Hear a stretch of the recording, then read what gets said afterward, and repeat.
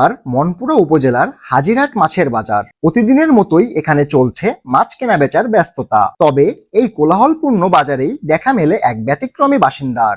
দীর্ঘ পায়ে হেঁটে ঘুরে বেড়াচ্ছে বাজারের এই প্রান্ত থেকে ও প্রান্ত। ক্রেতা ও বিক্রেতা সবাইকে ঘিরে তৈরি হয়েছে এক কৌতূহল ও আনন্দের পরিবেশ। এই বিশেষ বাসিন্দার নাম রুস্তম।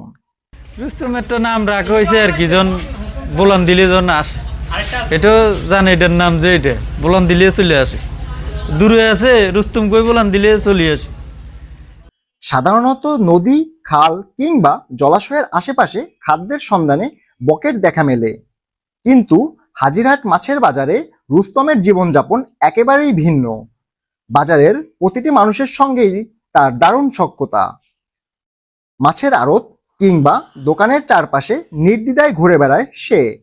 মাঝে মধ্যে এক টুকরো মাছের জন্য বাজারে থাকা কুকুর বিড়ালের সঙ্গেও লেগে যায় খুনসুটি ও খাবার কাড়াকাড়ির লড়াই। দূর দূরান্ত থেকে আসা ক্রেতারাও তাকে দেখতে ভিড় জমান। স্থানীয় ব্যবসায়ী ও ক্রেতারা জানান, ভালোবাসা থেকেই তারা রুস্তমের খেয়াল রাখেন। রুস্তমকে ঘিরে বাজারের ব্যবসায়ী ও স্থানীয়দের আগ্রহের শেষ নেই। কেউ ভালোবেসে তাকে তাজা মাছ খেতে দেন, কেউ বা আবার তার সঙ্গে সময় কাটান। অগণিত মানুষের ব্যস্ততার মধ্যেও রুস্তমের আচরণ বেশ স্বাভাবিক ও স্বাচ্ছন্দ্যময়।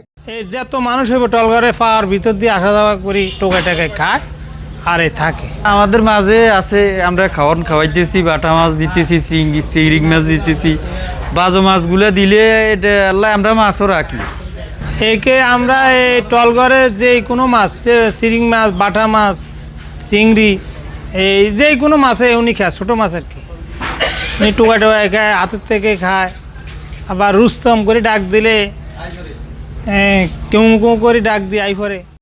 তবে রুস্তমের একটি সঙ্গীও ছিল, যার নাম হামজা।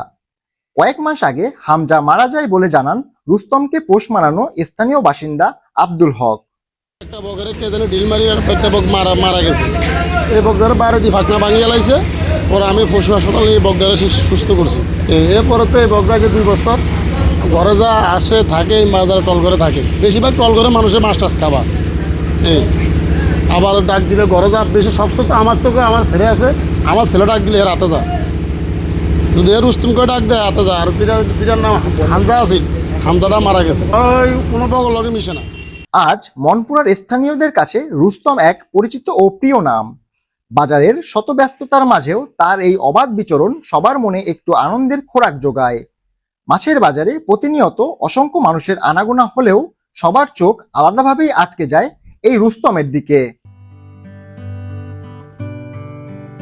রাকিবুল ইসলাম অন্তর, দৈনিক করতোয়া, মনপুরা, ভোলা।